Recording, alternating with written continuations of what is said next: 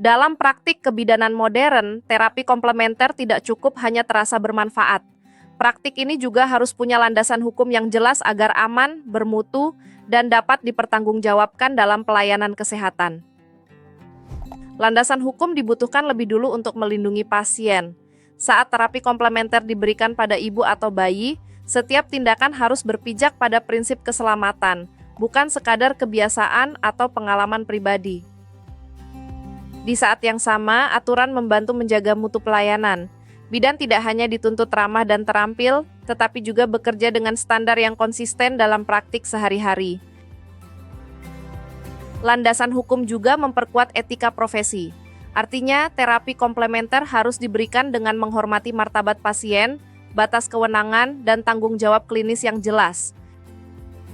Bagi tenaga kesehatan, aturan ini memberi kepastian hukum. Bidan jadi paham mana praktik yang boleh dilakukan, dalam kondisi apa, dan syarat apa yang wajib dipenuhi. Jadi, memahami dasar hukum bukan tambahan belaka. Ini adalah fondasi agar terapi komplementer bisa terintegrasi secara aman dalam pelayanan kesehatan modern. Salah satu dasar hukum utama adalah PP nomor 103 tahun 2014 tentang pelayanan kesehatan tradisional.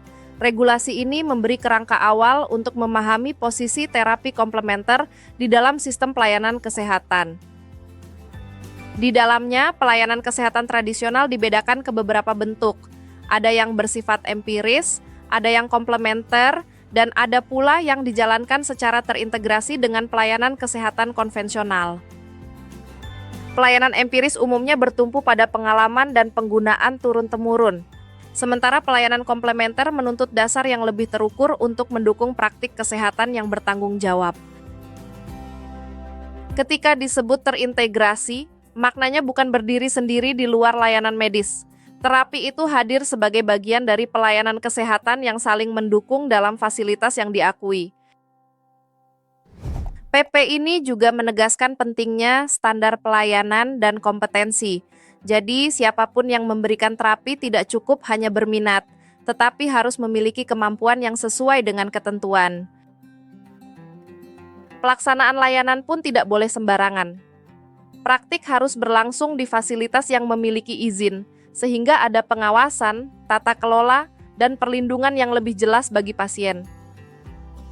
Aspek keamanan menjadi syarat utama. Sebelum diterapkan, terapi harus dinilai aman bagi pasien dan tidak menimbulkan risiko yang lebih besar daripada manfaat yang diharapkan. Selain aman, layanan juga harus bermanfaat dan didukung bukti ilmiah.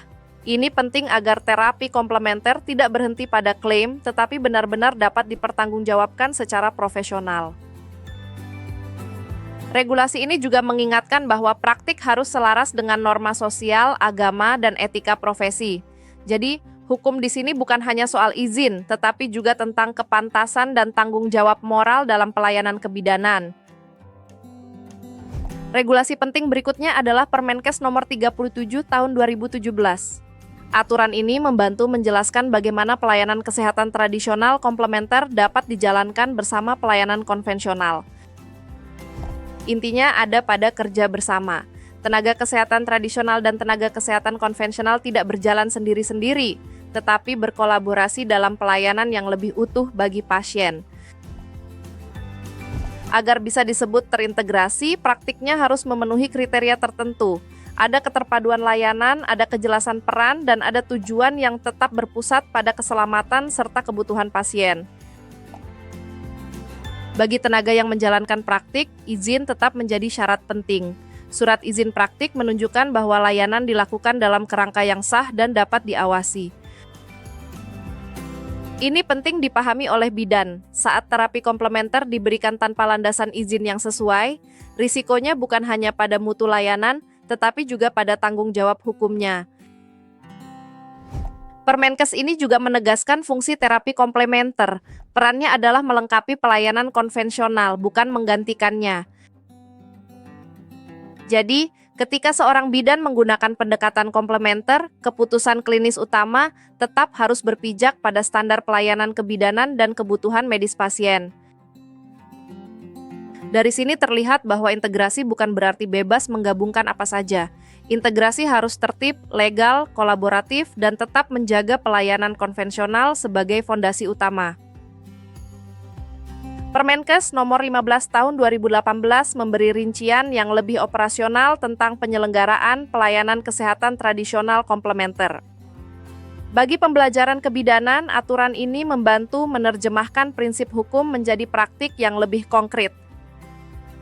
Kriteria pertama yang ditekankan adalah keamanan. Artinya, terapi yang dipilih harus mempertimbangkan risiko, kondisi pasien, dan batas aman penerapan dalam pelayanan. Kriteria berikutnya adalah manfaat. Terapi tidak diberikan hanya karena populer, tetapi karena ada nilai guna yang nyata untuk mendukung kenyamanan, pemulihan, atau kesejahteraan pasien. Aturan ini juga menuntut kesesuaian dengan kaidah ilmiah. Jadi, keputusan praktik harus dibangun di atas penalaran profesional dan dasar pengetahuan yang bisa dijelaskan.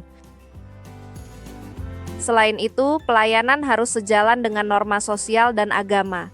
Dalam praktik kebidanan ini penting karena layanan sering menyentuh nilai, kenyamanan, dan kepercayaan pasien serta keluarganya. Permenkes ini juga memperlihatkan ciri khas pelayanan dari sisi konsep. Pendekatannya dapat memiliki landasan pandang yang berbeda dari pelayanan konvensional, tetapi tetap harus ditempatkan secara profesional. Dari sisi budaya, pelayanan komplementer sering berhubungan dengan praktik yang hidup di masyarakat. Karena itu, tenaga kesehatan perlu peka, namun tetap kritis dalam menilai kelayakan penggunaannya. Pada aspek diagnosis dan tata laksana, pelayanan komplementer punya kekhasan pendekatan. Meski begitu, dalam kebidanan, semua langkah tetap harus dibaca bersama kondisi klinis pasien dan standar profesi. Jadi, regulasi ini menegaskan satu hal penting. Kekhasan terapi komplementer boleh diakui, tetapi penerapannya tetap harus aman, bermanfaat, ilmiah, dan menghormati nilai yang berlaku. Setelah memahami regulasinya, kita perlu melihat siapa pelaksananya. Aturan juga mengatur tentang tenaga kesehatan tradisional dan bentuk cara pengobatan yang dapat dijalankan secara sah. Secara umum, pelayanan dapat dilakukan melalui keterampilan, ramuan, atau kombinasi keduanya. Ini menunjukkan bahwa terapi komplementer mencakup lebih dari satu pendekatan praktik. Pada kelompok keterampilan, tekniknya bisa berupa tindakan manual, terapi energi, maupun terapi olah pikir. Masing-masing tentu menuntut kompetensi dan batas praktik yang berbeda. Karena itu, tidak semua orang dapat langsung memberikan layanan hanya karena pernah mempelajarinya secara singkat. Kewenangan selalu terkait dengan pendidikan, pelatihan, dan pengakuan kompetensi. Regulasi juga membedakan kualifikasi tenaga, termasuk jalur profesi dan vokasi. Pembedaan ini penting karena memengaruhi ruang praktik dan tanggung jawab yang melekat pada pemberi layanan.